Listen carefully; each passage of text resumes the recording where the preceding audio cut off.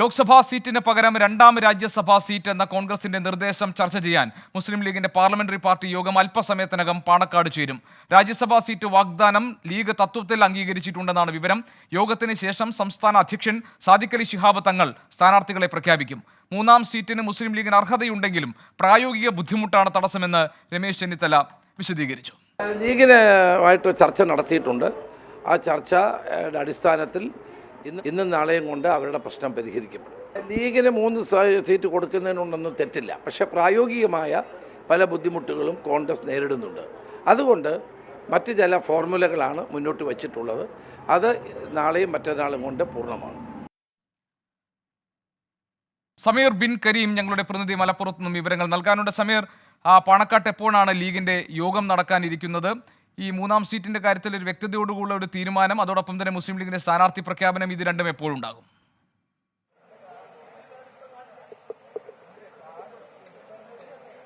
ഗോപി, നിലവിൽ മുസ്ലിം ലീഗിന്റെ parliamentary party യോഗം നിലവിൽ പാണക്കാട് ആരംഭിച്ചിരിക്കുകയാണ്. പാണക്കാട് സാദിഖ് തങ്ങളുടെ അധ്യക്ഷതയിൽ P K Kunhalikutty, PMA Salam, ET Muhammad Basheer MP, MK Muneer തുടങ്ങിയ നേതാക്കളൊക്കെ തന്നെ ഈ യോഗത്തിൽ പങ്കെടുക്കുന്നുണ്ട്. ഇത് വളരെ വിശദമായി തന്നെ കോൺഗ്രസ് മുന്നോട്ട് വെച്ചിരിക്കുന്ന ഈ വാഗ്ദാനം, അതായത് രണ്ടാം രാജ്യസഭാ സീറ്റ് എന്നുള്ള വാഗ്ദാനം വളരെ വിശദമായി തന്നെ യോഗം ചർച്ച ചെയ്യും. അതിനുശേഷം ഔദ്യോഗികമായി ഇത് അംഗീകരിക്കുന്ന ഒരു പ്രഖ്യാപനം ഉണ്ടാകാനാണ് സാധ്യത.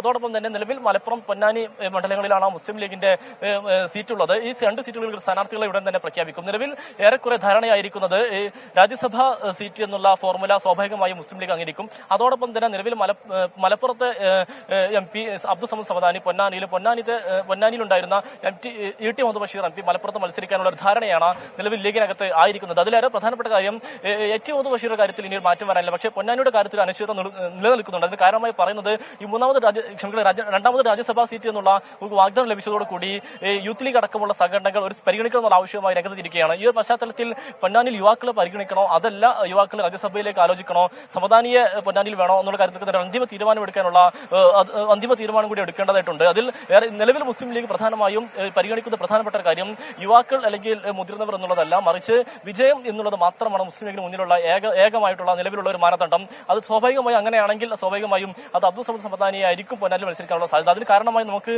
വിലയിരുത്താനാകുന്നത് പൊന്നാനിയിൽ മുസ്ലിം വോട്ടുകൾ ഏറെ പ്രധാനപ്പെട്ടതാണ്. അതായത് സമസ്ത, EK ഉൾപ്പെടെയുള്ള വിവിധ സംഘടനകളുടെ വോട്ടുകൾ വളരെ പ്രധാനപ്പെട്ടതാണ്.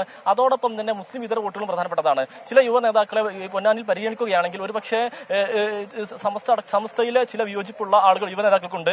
അതോടൊപ്പം തന്നെ മറ്റു ഇതര വോട്ടുകളിലും ഒരുപക്ഷെ ഭിന്നിക്കാനുള്ള ചാൻസ് ഉണ്ട്. ഇതെല്ലാം തന്നെ കണക്കിലെടുത്ത് സ്വാഭാവികമായും വ്യക്തിത്വവും എല്ലാം തന്നെ പരിഗണിച്ചുകൊണ്ട് സ്വാഭാവികമായും സമദാനിയിലേക്ക് എത്താനുള്ള ഒരു സാധ്യതയാണ് നമ്മൾ ഇപ്പോൾ കാണുന്നത്. ഇതുമായി ബന്ധപ്പെട്ട ആലോചനകൾ നീണ്ടുപോവുകയാണ്. ഏതായാലും നിലവിൽ ചർച്ച ആരംഭിച്ചിരിക്കുകയാണ്. ഇന്ന് ഈ ഏതാണ്ട് 12 മണിയോടുകൂടി യോഗം അവസാനിക്കുകയും ചെയ്യും. ഈ അവസാനിക്കുന്ന ഘട്ടത്തിൽ നിലവിൽ 3 സീറ്റുകളിലേക്കുള്ള സ്ഥാനാർത്ഥി പ്രഖ്യാപിക്കും. 1 മലപ്പുറം, പൊന്നാനി, അതോടൊപ്പം തന്നെ തമിഴ്നാട് രാമനാഥപുരത്തും ലീഗ് മത്സരിക്കുന്നുണ്ട്.